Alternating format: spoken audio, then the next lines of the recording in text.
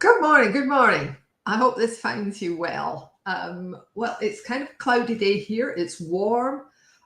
We are expecting rain or possibly even thunderstorms later. So at least I'm not wearing my really big jumper today.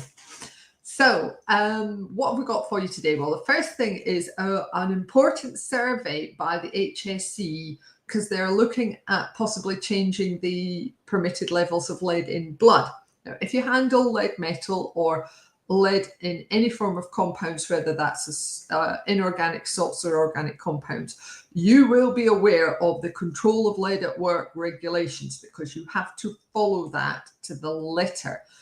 There's an approved code of practice that goes on along with it, and it is really important that everybody who's handling lead deals with that. And the survey is for people who are in that position, and it ends on the 18th.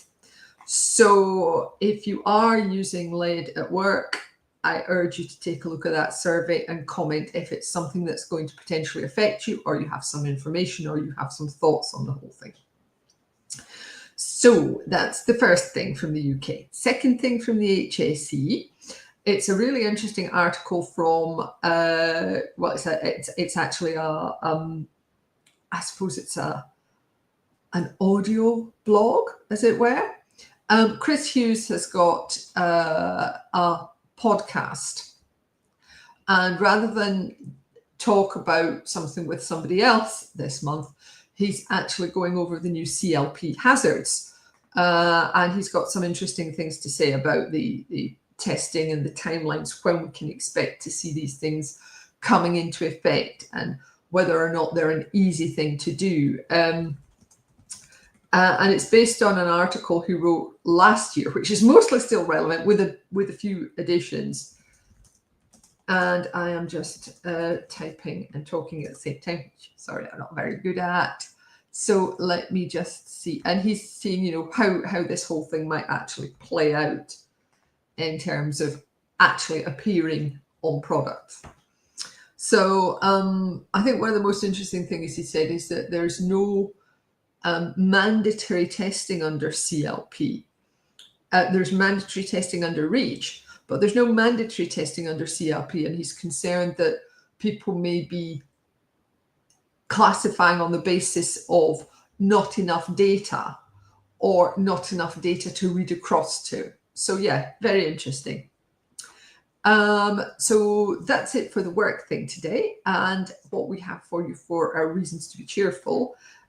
This month we are doing funny ads, and I'm a bit worried I may have peaked too soon because this week it's Hamlet cigars. Now, if you're of an age to remember these adverts, you will remember they weren't just an advert, they were a cultural phenomenon.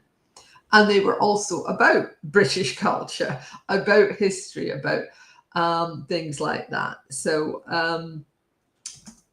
so the one I'm sharing with you is Sir Walter Raleigh. And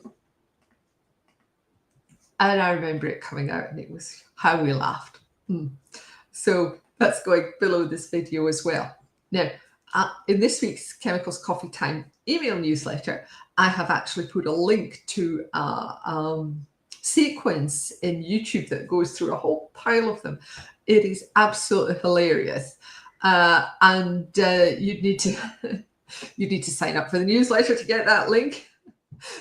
But I mean, you don't have to technically. Once you get onto the YouTube link, you should be able to see what the sequence is.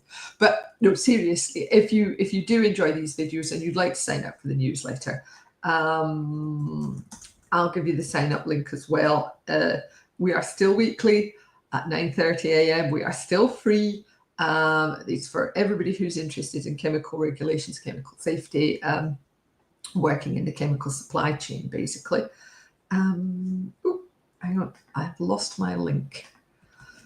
Oh, yes, a bit tired this morning, as you can probably gather.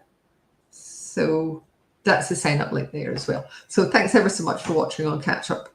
Really do appreciate everybody who watches and who comments, and all our wonderful newsletter readers. So thanks ever so much for watching, and whatever you're doing this weekend, take care of yourselves. I hope to be able to chat to you again next week. Bye.